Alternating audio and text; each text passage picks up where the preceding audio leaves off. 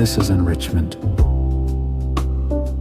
a sorting process on an infinitely small scale, performed by machines of immense scale. It begins where all such stories begin, with a relatively poor ore, lifted from underground or opencast, 1 to 3 kilograms per tonne, and concentrated by a long chain of chemical changes. The uranium changes form. It changes color. It becomes a concentrate, then a compound, then another, until at last it becomes uranium hexa-fluoride, a substance chosen not for romance but for function, a compound that can be persuaded into a gas and made to circulate. It is shipped in heavy containers. It is weighed, logged, sealed. Its movement is ordinary only in appearance, because what travels is not merely a chemical.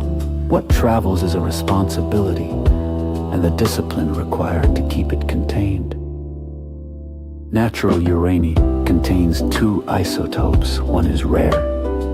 It is the one that sustains fission. The other is abundant.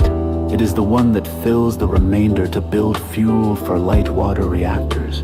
The rare fraction must be increased, not by a single leap, but by 1,000 small exchanges. The principle is simple. The enriched product leaves on one side. The depleted remainder leaves on the other. The exchange is repeated in series, a cascade of stages, each producing an almost imperceptible change, yet together producing a measurable result. Here, the vocabulary becomes industrial. Modules, stages, diffusers, compressors, heat exchangers, cooling circuits. At each compression, the gas heats. At each stage, that heat must be removed. Cooling is not incidental. Cooling is a continuous partner to separation. It runs as long as the cascade runs. Electricity is not a footnote. Electricity is the operating condition. A plant of this type does not sleep.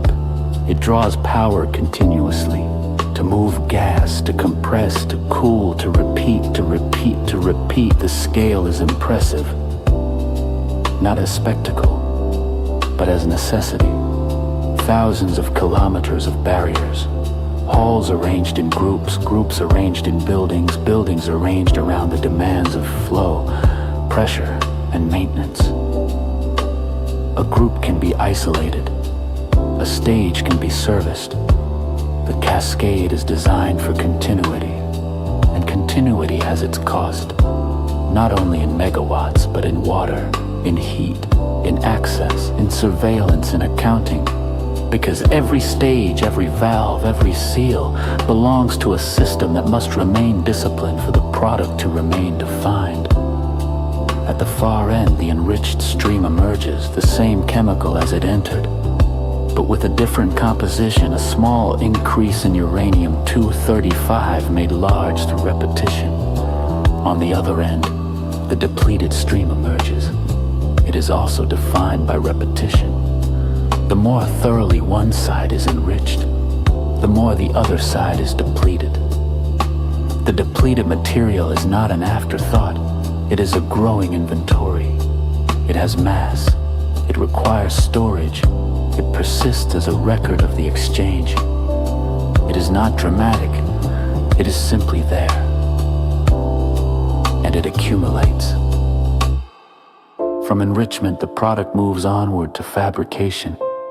Powder to pellet, pellet to rod, rod to assembly. A familiar conclusion, but enrichment does not conclude at the pellet.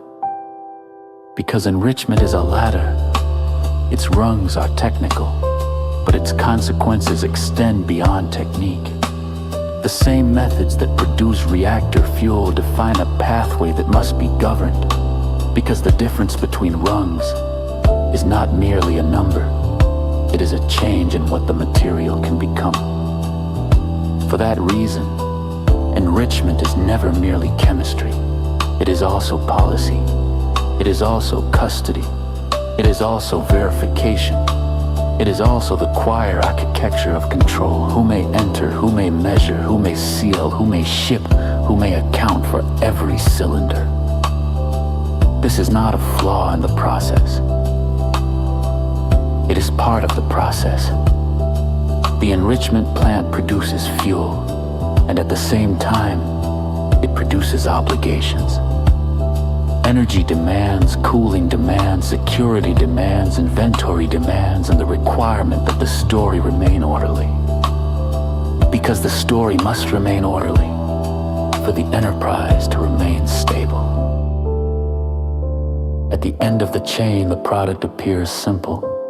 A small pellet, a neat assembly, a core prepared for power.